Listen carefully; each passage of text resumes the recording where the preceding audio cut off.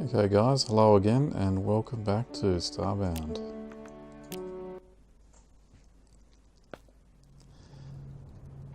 So, the first thing I'm going to do, I'm just going to talk about my ship upgrade. I just upgraded to, I believe it's the Eagle class. But you can notice I got quite a lot of room in my spaceship, so I'm going to give a bit of a tour of. The first thing I've done here is you see I've got the upgraded inventors table here, architects table. It's a few things I haven't made yet, like a wiring station I'll have to make. But yeah, it's on the bridge now and it looks kind of nice and advanced and techy, and it casts an interesting glow when I took the lights away. So I've just got a little spotlight here, and that goes to the captain's chair where I can choose my destination. I've got a little titanium table here, I can put a little curio on that.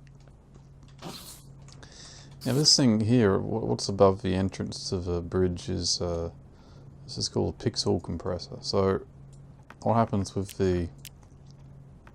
when you die in this game, you lose on survival mode, which this is, you lose about 1/3 of your money every time you die. So if you know you're about to do something risky, you can take your money, and I've only got say 75 pixels at the moment. But you're basically making kind of like gold bars. Not gold bars, there is gold in this game, but you're making pixels that so you don't lose them when you die. You're just creating like nice little monetary units that you can store and aren't at risk if you die. So I've kept this part of the spaceship fairly utilitarian. I've got the bedroll in front of the AI station. I got the fridge here, and a little fold-up metal chair and a radio. I've got plenty of lockers, storage, handy to the teleporter. And hang on, I'll just grab something to eat.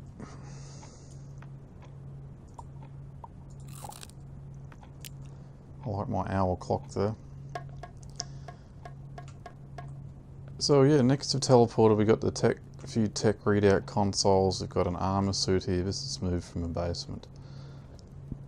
I've got a little desk and chair. This is still a wardrobe where I keep some clothes items. Here's a bookcase. It's full of stuff. A couple chairs you can sit down. I like the battle axes in the background. And got a little globe water cooler. So these are stackable crew areas that crew can sleep.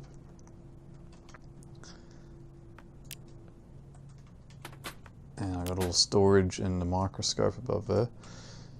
Now, what I've done here, the new section up here, this has all been recently added. Now, I can do a little bit more with this room here. At the moment, I've just got my fossil station here.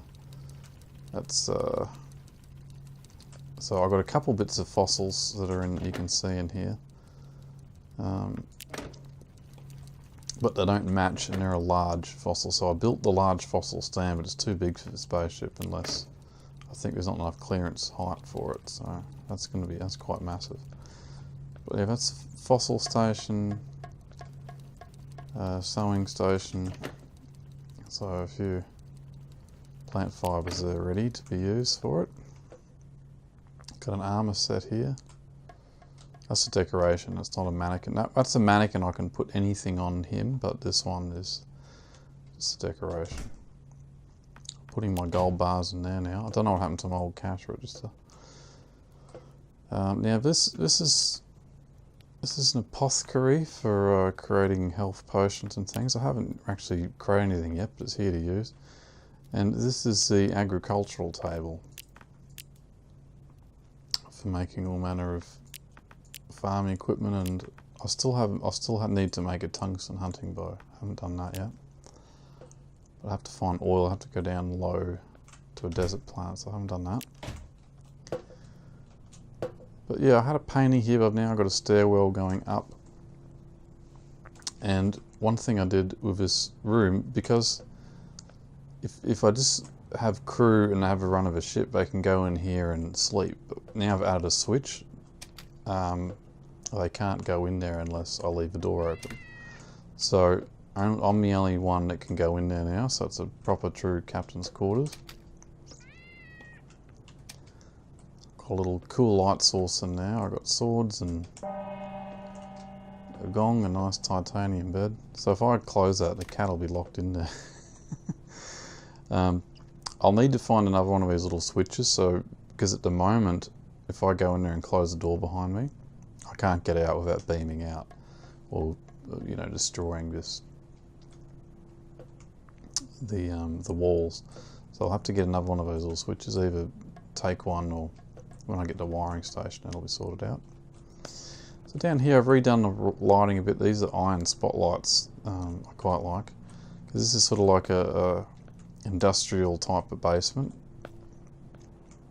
And these crafting stations now are all pretty well upgraded. I think you're going to use these throughout the rest of the game. So that's an oven I took from an Apex facility.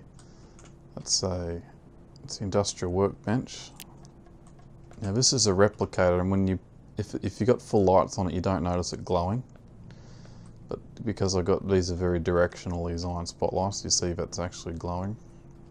This replaces the furnace.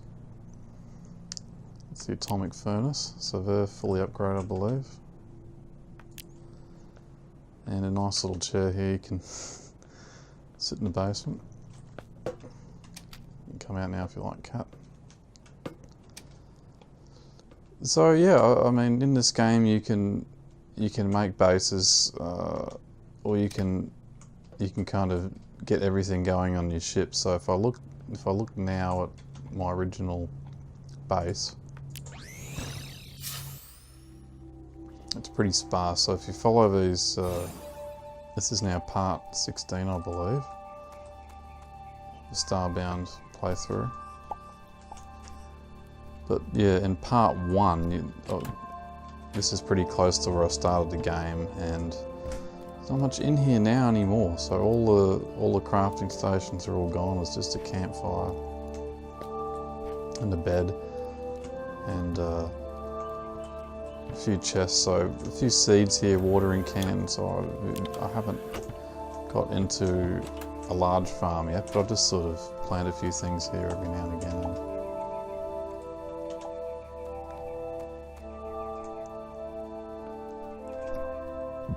But yeah, I haven't really spent a lot of time creating a big farm. So, but this is pretty desolate now. There's not a lot happening. So I've got most things are happening on my ship.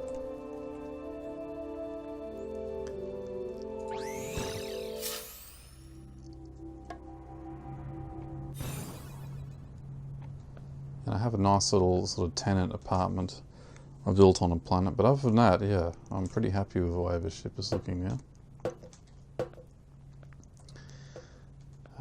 Another upgrade will add another section below it, and then there's another further upgrade again, but yeah, I can still do more with this space up here.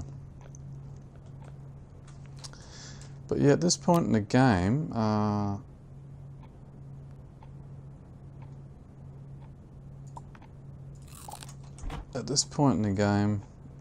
I'm just ready to look for another artifact. So I might do that, and if it gets too hard, or if I hit a boss battle it's too difficult, then I'll just mine some more, do some more mining and upgrade my equipment. So let's go. Actually, hang on, let's get my crew ready. So you can come. You can come.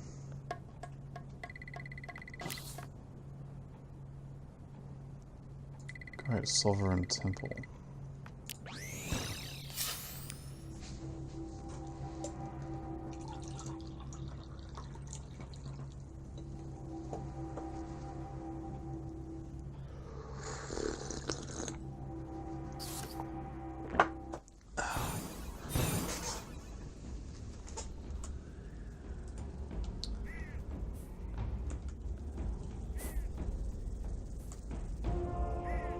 So yeah, I think this is a really cool game. You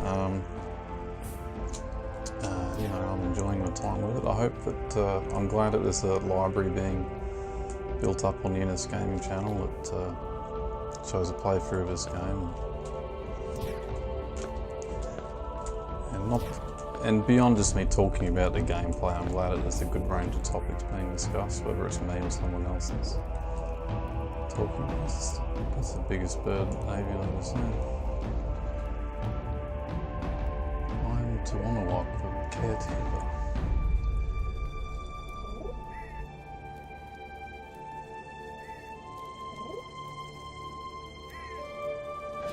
Okay, he's happy to give us a tour of the avian temple here.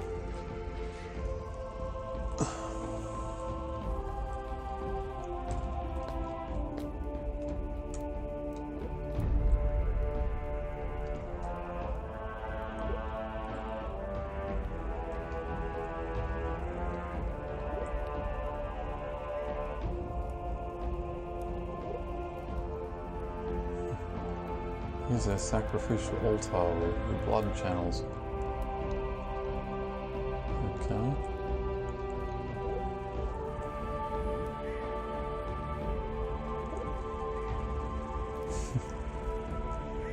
You don't use them anymore because he's dead. Okay.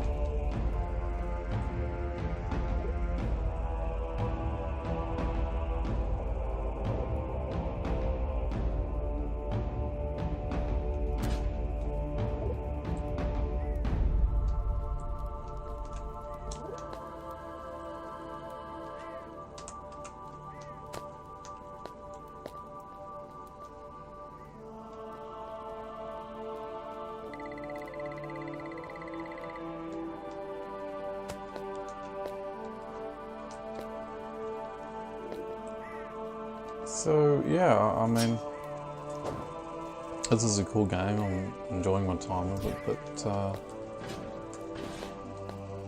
yeah, I guess I should. Well,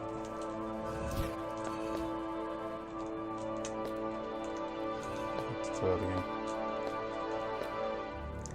I mean, I'd rather be busy doing other things, I guess. So I guess that's sort of a topic I want to talk about during this session. I want to talk a little bit about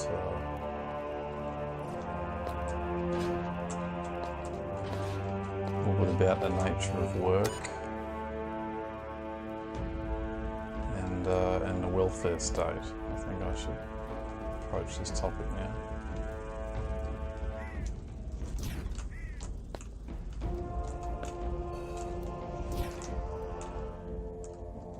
So yeah, what's the welfare state? I think it's a couple of things. It's in somewhere like Australia, it's something that has sort of set into rural areas, and I hear that it's a similar thing in Canada as well. So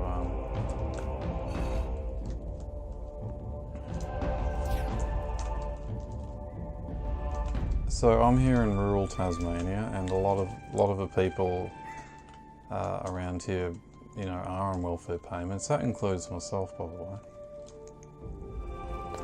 So in the eyes of the Commonwealth Government, I am a job seeker, and I guess I get a small income just below. Oh, this is going to be a real pain in the bum. The income I get is sort of just below the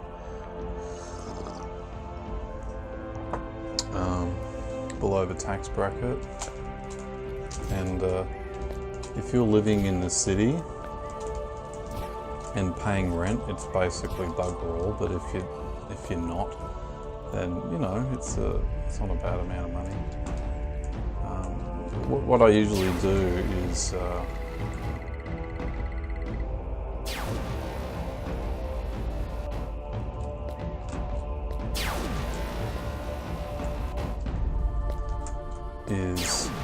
put most of the income into cryptocurrency. So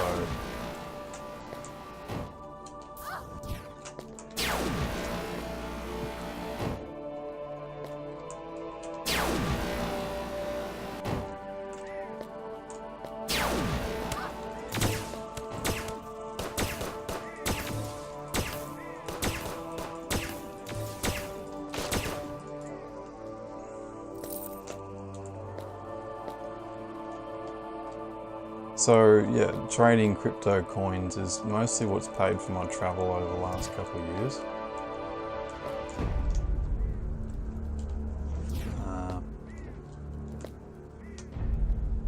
So, I mean, you know, people at work for a living, sometimes they'll talk about, oh, the problem is, you know, people on welfare. Well, you know, for example, I just applied for a job at the,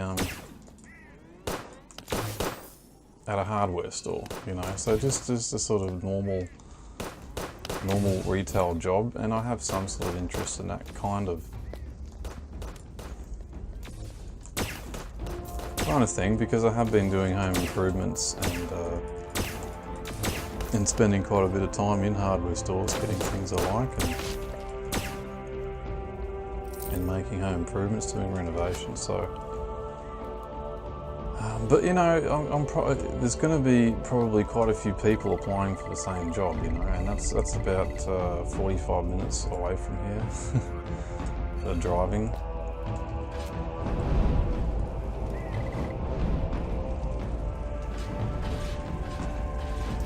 And it's probably going to be at least a dozen people in the local town that are probably going to get preference just because they know people. So it's sort of who you know as well.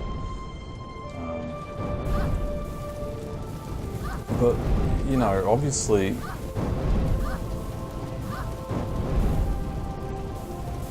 I'm talking about this personal situation. And we'll talk about one aspect of a welfare state. Another is obviously when you've got, I guess the European countries are a big offender at the moment, because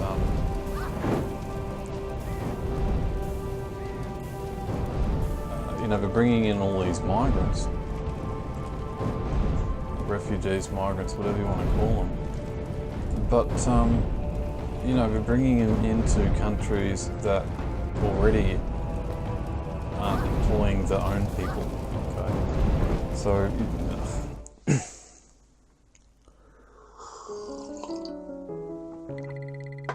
so I hear stories about places like Italy that have something like 40% youth unemployment, and Spain rather, and I guess it's similar in Italy. And yeah, I mean, why are you bringing anyone in this situation, you know? It's so, you know, you think about what's the lifestyle of your average refugee that's showing up for Europe, you know? I mean, they're going into these centres, these migrant centres, and they get a small enough income to pay for, like, I guess, mobile phone data and food, and this is welfare money.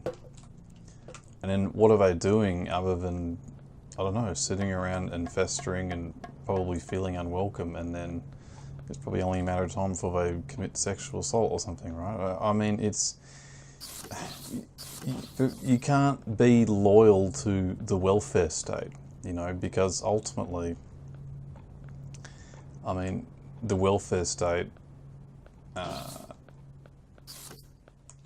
doesn't value anyone. Do you know what I mean?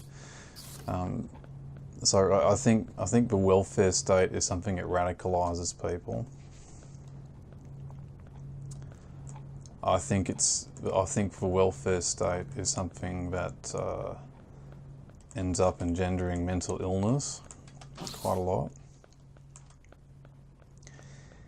And, you know, I think it's just it shows a crisis in leadership, that there isn't worthwhile projects happening in all these different parts of the world. So in Italy, for example, you've got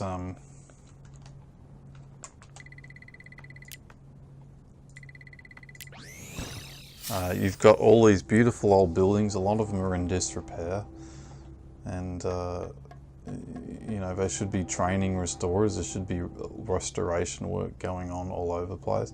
Somewhere like here in Tasmania, I mean,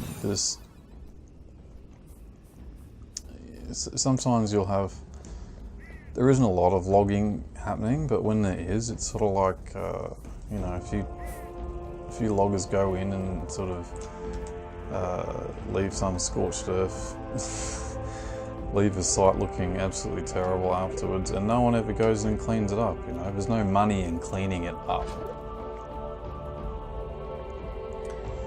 you know. So, but you know, in my situation,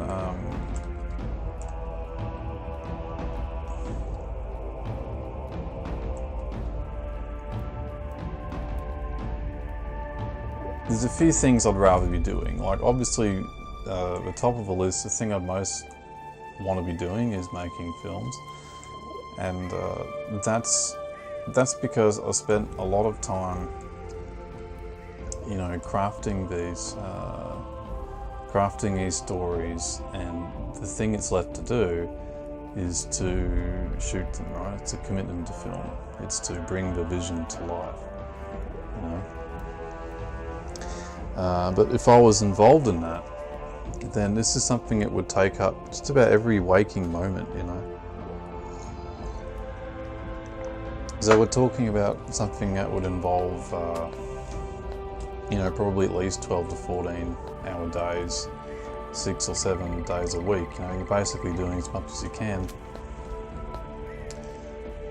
to avoid getting burned out. But because it's something you're passionate about, it's not the same as doing paid work for somebody else that you're not really that into and getting burned out because it's not something you want to do. It's completely different to that, you know. I mean, the closest I've come recently to doing something like that is when I was in China. I went to the Bajikon school, and I really enjoyed that because, again, it's an opportunity to you know, really get lost in something, really dedicate yourself to something. So when you're at the school, you know, all your meals are there.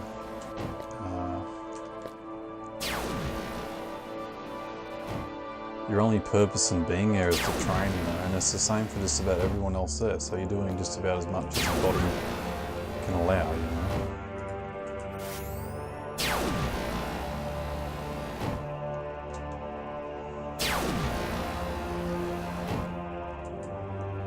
And, you know, I really enjoy that. I crave that. I love being, you know, completely consumed by something. So sometimes if you see me on Twitter or social media, you'll notice that I, you know, shit talk some guys that are in the UFC or something.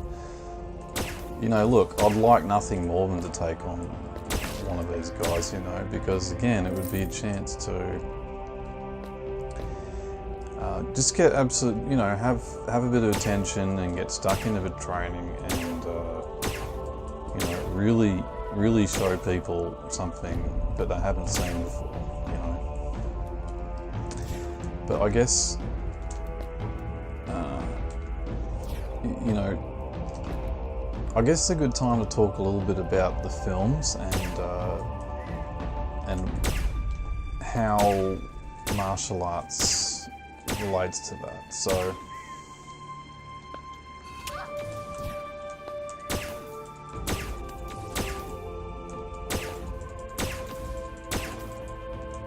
on my other YouTube channel, you see I've got a video called, I think it's Smartphones, Screenplays and Reputations.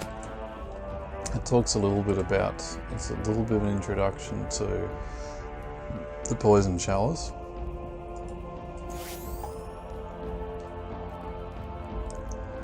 And the Poison Chalice is the first film in a trilogy, right? So there are other parts. Oh, it's a weird puzzle here. There are other parts that the Poison Chalice would not be a cheap film to make. It's fairly epic in scale. The Burning Mirror, for example, which is a sequel, you could do that as a standalone film for less money, quite likely, but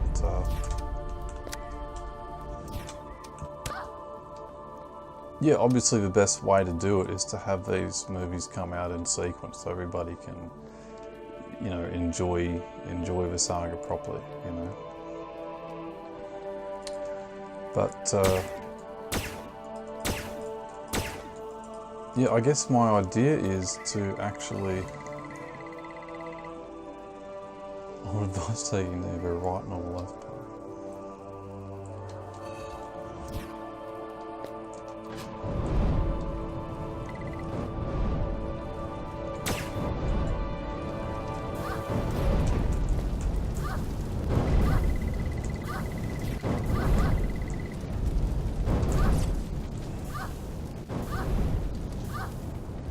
Still getting burned here.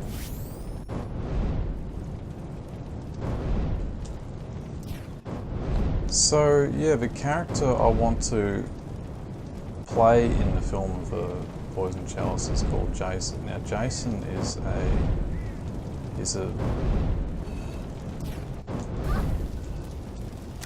he's a bouncer at a nightclub, and he does martial arts. So one of the martial arts he performs is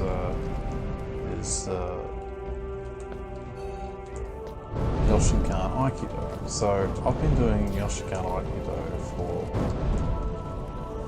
well, should I say I still do it? I don't know. It's one of those things, I went as far in Yoshinkan Aikido as it made sense for me to go. So my ranking in Yoshinkan Aikido is Jun Shodan, and that's like one tiny step before black belt. But I guess what happens sometimes with martial arts is, you know, the black belt level does get a little bit political, you know, depending on where you go.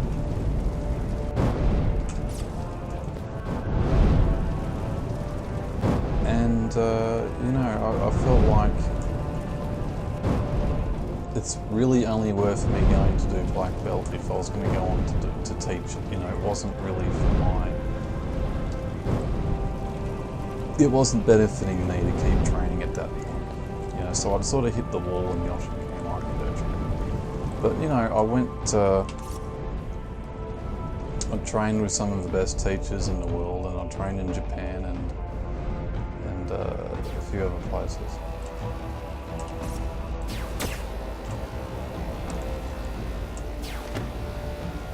But yeah, there was a certain point when it was time to move on, you know.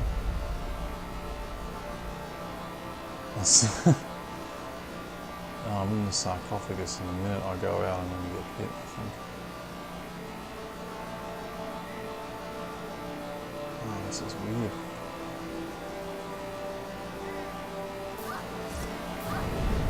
Don't know if I can. No.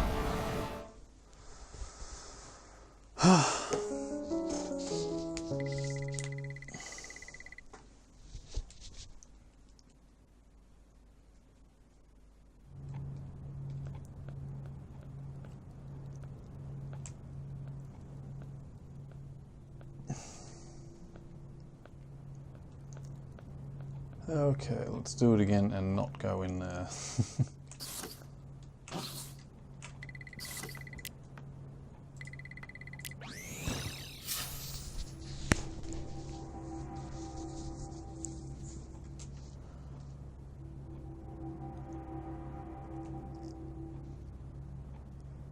So yeah, I guess if I had all the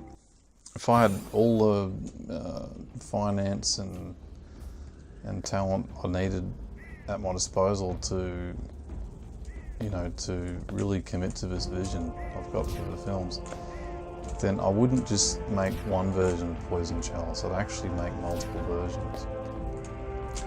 So one thing that happens with Hollywood films sometimes is they usually will have to commit to a rating, for example. So you see this most dramatically with the comic book films, I guess. So most big budget films will commit to a PG rating because that allows them to have the biggest audience as possible. So, you know, most of the big Marvel films, let's say, or, you know, The Lord of the Rings, are all coming in at, I think, PG-13 is a fairly standard rating. So, you can sleep on that sacrificial table. Can't wait for him to go through his tour spiel anyway. So yeah, that's why I remember I saw the film Deadpool came out, and that was a big. That was a little bit unusual because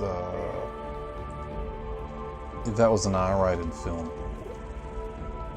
and that was sort of seen as a big. Well, there's been a few R-rated comic book films, I guess, like Punisher and Judge Dredd or something. Usually, when the lore is so soaked in violence, it doesn't make sense to do it otherwise.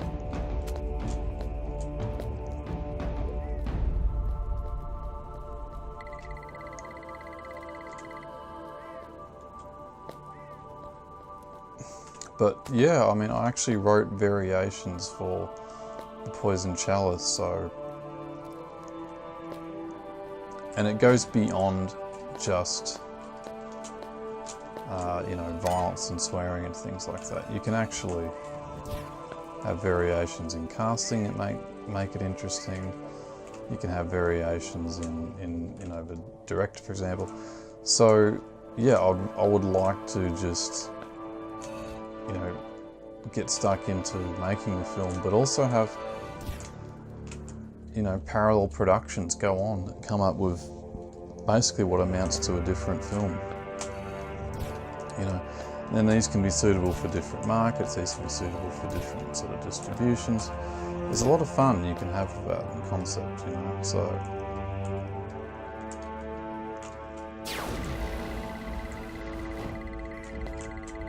So one example of that is where I can do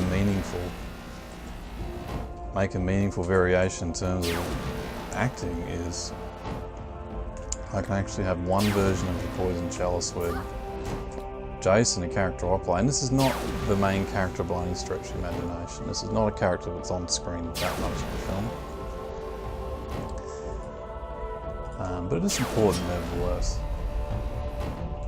He can be an Aikido expert in one variation and be a bit more of a mixed martial artist or Kung Fu expert in a different variation, you know. And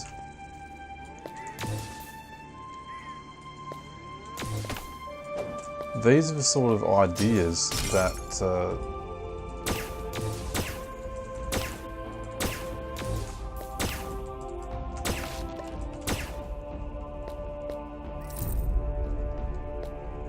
I guess make sense of my life, you know. So part of my life is me putting a great deal of time into things like martial arts that do give you know, certain dramatic characters a great deal of authenticity, you know. So usually, like, I guess a good example is The Matrix. I think that's a really good action film. Well, the first Matrix in particular, I think that's was a really effective film. Played really well, very stylistic. And that was a situation where you had mostly actors who weren't Kung Fu experts. But, you know, they were willing to go for a pretty intense sort of boot camp, I guess, and I think they might have spent maybe 90 days training or something like that. I'm not sure exactly how much training I did, but going a little bit beyond what is probably normal. But nevertheless, these weren't sort of trained martial artists, you know, doing this. So,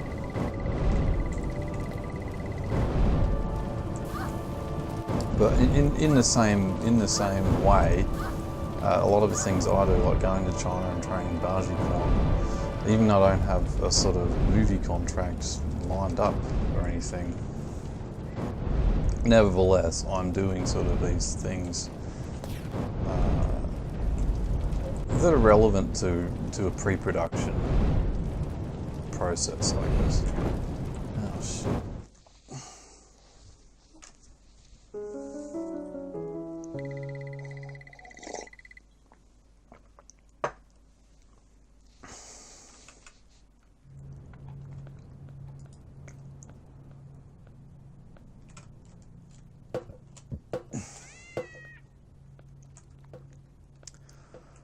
But yeah, I mean, certainly, if I can't get these films, can't put together a deal, and these films don't kick off, I certainly haven't been wasting my time doing these martial arts, you know. So I think, you know, it's BungeeCon in particular. It's very hard to find someone that can teach you. So if I do set up shop somewhere, like I am thinking about going back to North America next year. Yeah, this is something I can do. It's not, you know, it's very difficult to make a lot of money training martial arts. Well, it's practically impossible, really. But yeah, obviously, a UFC challenge or something could bring some money in. Just teaching it though, yeah, it's more of a hobby, really. But it is something that can really make you feel like you belong to a community, you know, or you're really giving something of value to a community. So if I do move to somewhere in Canada and I want to take a look at Toronto, I want to take a look at Halifax, because most of the time I've been in Canada, I've been in British Columbia, which is where I was born, Vancouver, and that place is really expensive to live now. The real estate prices there have just gotten completely insane, you know. So I don't imagine I'll be going back to Vancouver for any length of time. The weather isn't terrific either in Vancouver. Let's try this again.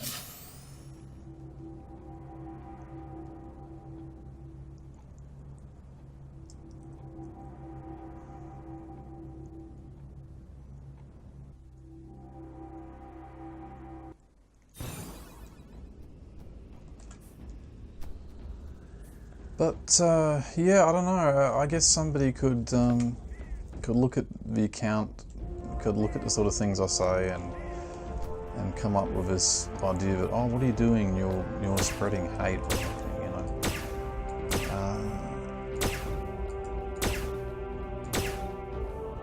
I mean, well, that may or may not be true, you know. But basically, there's a big problem we have in modern societies where we think about progress in terms of all kinds of social justice issues, you know. So, I mean, if your idea of progress is something like gay marriage or eliminating racism, as if that's possible.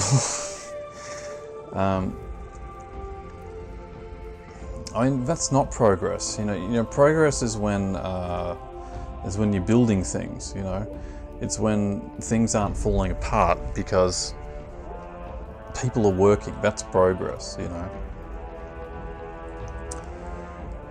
So, you know, if you want to say movies are a self-indulgent thing, well, sure. I mean, that's becoming more and more obvious when you look at the sort of movies that are coming out, you know.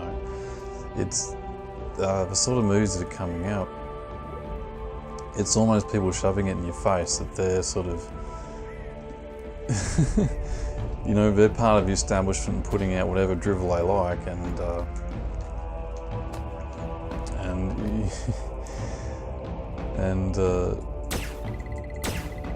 if you want to get into the same biz, you sort of have to share the same mindset, I guess, you know.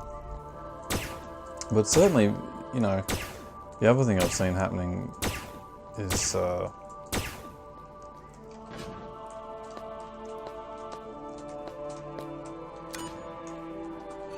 like I was a big fan of the Mass Effect games as well, so I really like Mass Effect,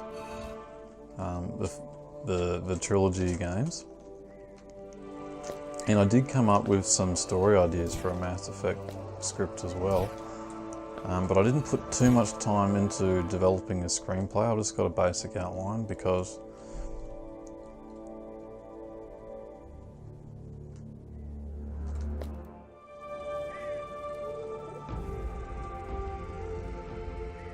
okay, so we're back again. I just had to break the action and quit out, but yeah, back again. Yeah, Mass Effect. I guess all I wanted to say about Mass Effect was I think the first 3 games are awesome. I did sort of outline a screenplay to do a film about that universe. But yeah, talking about the social justice issues and entertainment, I did see that when Mass Effect Andromeda was being made, I think one of the lead game designers was on Twitter talking about white supremacy and like, okay, yeah, like obviously those sorts of views are contrary to mine, but I was also thinking that this does not bode well for the game, you know. But there's this Manveer here was this guy's name. And he was talking about white supremacy, tweeting every day, and I'm like, are you serious? Is this guy really, you know, really one of the lead game designers on this game? You know, and then the game comes out and it's like, it's a flaming pile of garbage, you know, so nothing I saw about that game maybe you want to play it, you know, and I think most of the people that did give it a go were pretty sorely disappointed, but yeah, I mean, okay, you can see me posting on Twitter about stuff, you know, every other day. Yeah, you better believe if I was making movies, I wouldn't be on Twitter, you know. I wouldn't be, because for every tweet, I don't know if this is typical for most people, but for every tweet I make, I'm spending quite a lot more time reading other people's tweets, you know. So, I mean, that's like, you know, 1 or 2 hours of a day I just wouldn't be spending if I was busier, you know.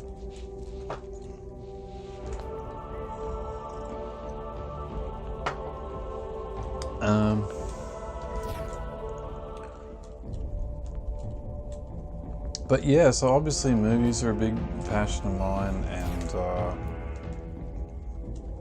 you know, I'm open to like challenges, like in terms of in the world of fighting, you know. I guess the other thing I'm kind of passionate about, and I don't quite see, and I'm trying to encourage, is I guess a bit of a movement where, as it relates to the Ethno state, because I just don't see, you know, diverse communities coming together and agreeing to do this sort of thing, you know. But if I'm interested, like I said, I'm on welfare, right? But if war with North Korea starts tomorrow and a nuclear bomb goes off in Canberra, and all of a sudden all the bureaucrats that get together and decide what welfare payment should be, you know, can't pay us. I mean, this would be terrific for people of Tasmania, you know. I mean, we got all we need here. You know, people would come together, and all of a sudden, you know, everybody's labour here would just be concerned with improving the immediate environment, you know. It's not distracted by all these matters of the world anymore, you know. So,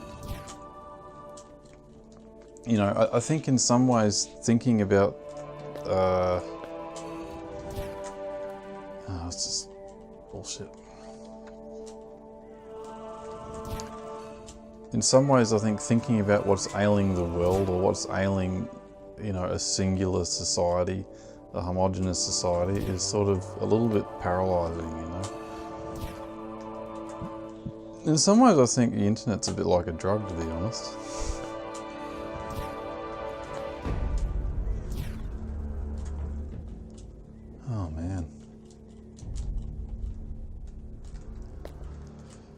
So yeah, in some ways I find because I live in the country and not in the city, in some ways this nuclear scenario is quite appealing, you know.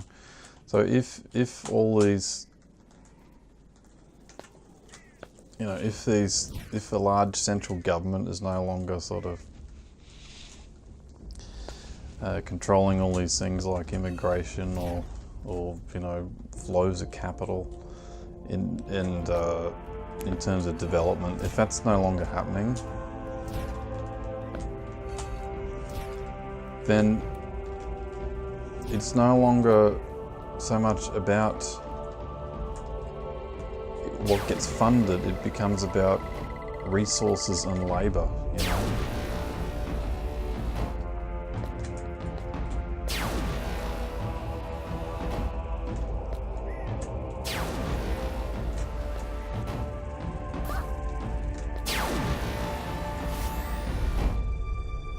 And yeah, obviously, you know, I live somewhere that I think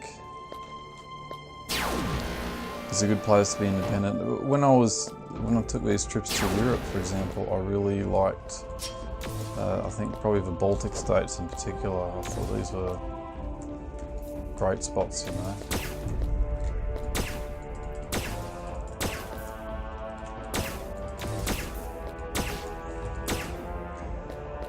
But yeah, some of the problems in the agricultural sector, I just don't quite get. Like, you know, when you take a train and you're going through the German countryside, I guess it's the same as the middle of the States in some way. There's like corn everywhere, you know. And at the same time, you know, with all this arable land, you know, why has the quality of wheat gotten so poor? You know, that's just something I don't get.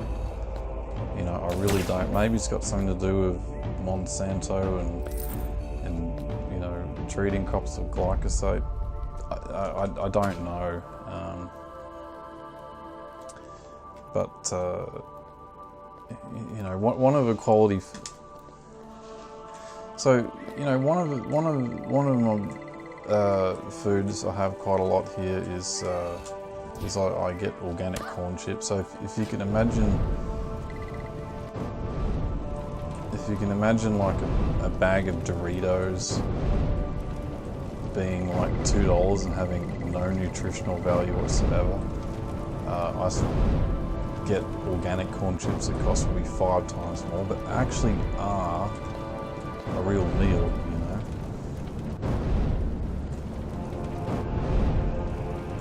And similarly with the wheat, it's almost, most of the pasta you get now is just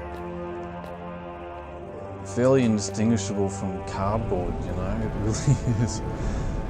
So for me to get a pasta that's, again, whereas a normal thing of pasta might be like $2, you got to spend 3 times that to get organic durum wheat, and then the thing you're having has some sort of nutritional value, you know. But otherwise it doesn't.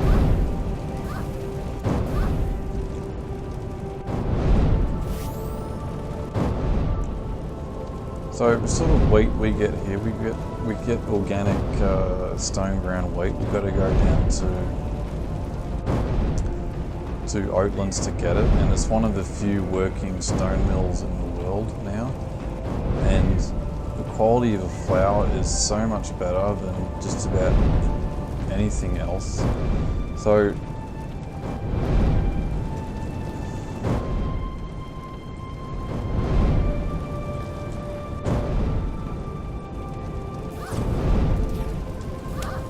I guess where I'm going with this is, you know, in some ways, a globalized society where everything arrives, you know, in shipping containers or on large trucking pallets. The quality of these ingredients has gone down immensely, you know.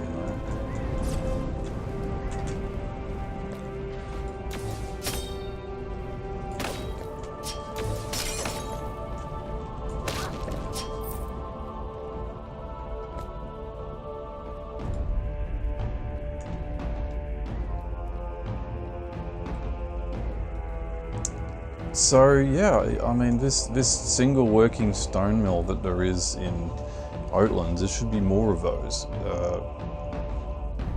You know, milling proper wheat. You know, and not, I don't know why there's so much space devoted to corn. It's just one of those things that just boggles my mind, you know. But yeah, I don't know, I guess it's got a lot to do with letting corporations take over your food supply, you know. I certainly remember a lot of scary things about a codex, some Latin word about the UN's agenda for food. I don't know, but oh shit.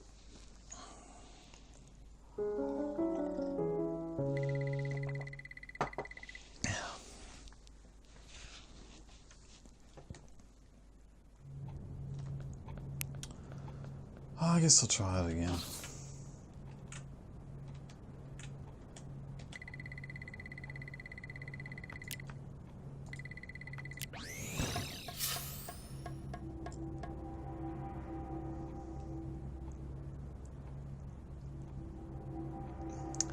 But yeah, once you focus on a specific thing, like more windmills, you know, then you get into this sort of, then you start getting into the more neoclassical mindset, I guess. So I mean, to be futuristic, I think, you know, society has to go one way or the other. It's either got to go backwards and look at and look towards older ways of doing things. Like I said, this nuclear scenario, you know, if nuclear bomb goes off and big cities are taken down, and all of a sudden we can't get oil from the Middle East anymore. You know, would it be so bad if you go back to horse and cart, you know, and steam rail? I'd love that, you know. Like,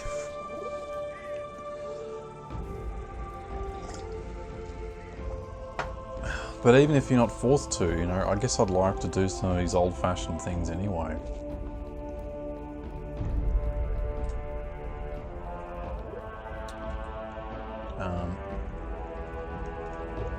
But yeah, I mean, to be futuristic for a moment, I think one of the problems with labour, talking about the division of labour and sort of things are actually asked, what constitutes work in society is when you've got too many skyscrapers. That's been one of the big postmodern trends, is having these big glittering towers of glass and steel, right? It's a massive multi-level structures. But then, what are people doing in them? You know, what are they actually producing? What do hundreds of people in suits that pile into a skyscraper? What if they really produce? You know.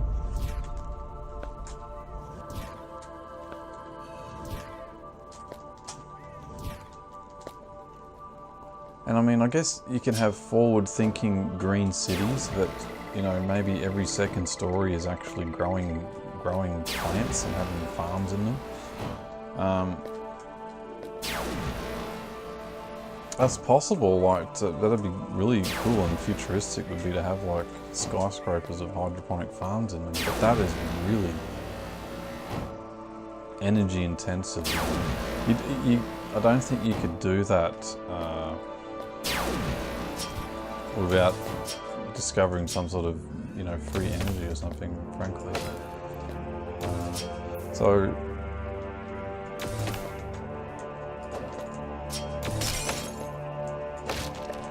I mean, I guess most people might think free energy is sort of pie in the sky thing, but I think there's actually some really advanced developments in that area. I continue to believe that the Large Hadron Collider is actually an energy project. Because if it wasn't, why would they be making more of them in other parts of the world? So I did see recently a prototype German fusion reactor that was successful. a successful test. And I guess the technology of those is similar to, I'll just try this other one.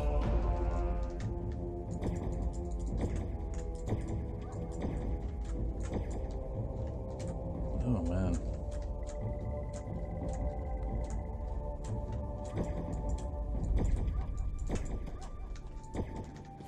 Oh shit. A little bit hard to heal yourself while you're surrounded by spikes and getting chased by sharks. Man.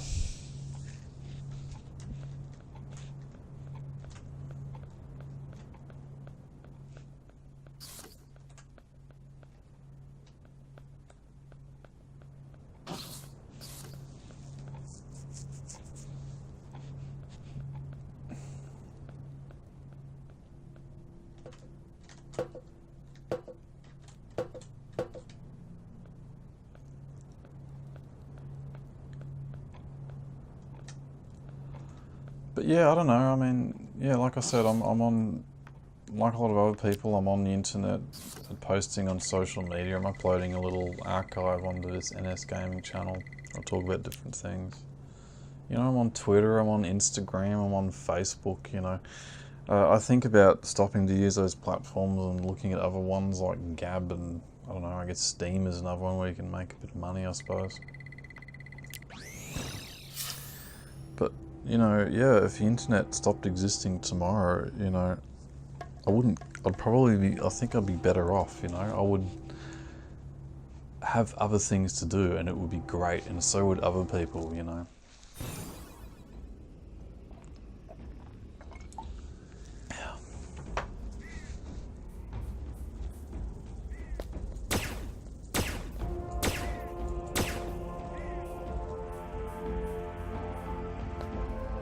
Okay, let's try this again.